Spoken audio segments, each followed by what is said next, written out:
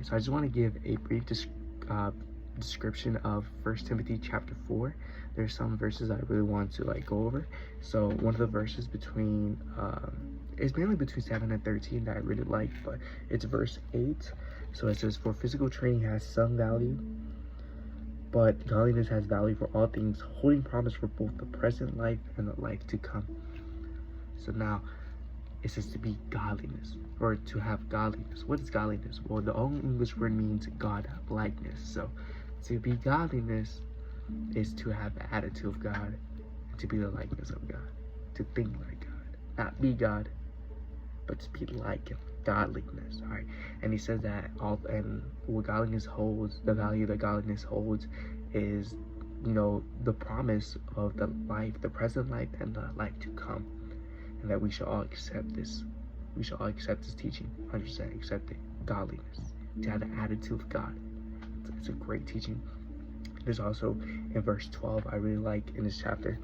It says, don't let anyone look down on you because you are young, but set an example for believers in speech, in conduct, in love, in faith, and in purity. So this is when Timothy was young. I'm gonna reread it again. It says, don't let anyone look down on you because you are young, but set an example for the believers in speech, in conduct, in love, in faith, and in purity. So, like I said, Timothy was considered young. He's probably like a middle-aged man, but us probably young back in the day. Either way, so Timothy was young. So Paul was giving this instruction to Timothy, saying, don't let your age determine the impact you have on others. And then he also says, but set an example for believers in speech, in conduct, in love, in faith, and in purity. So how do you set an example as a believer?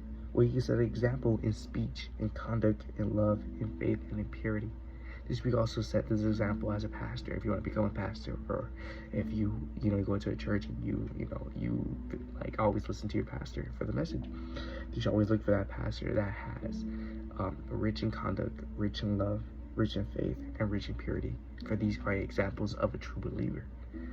And I just really like this whole chapter, 1 Timothy chapter 4. I encourage you all to read it. It's a really good chapter. And practice godliness.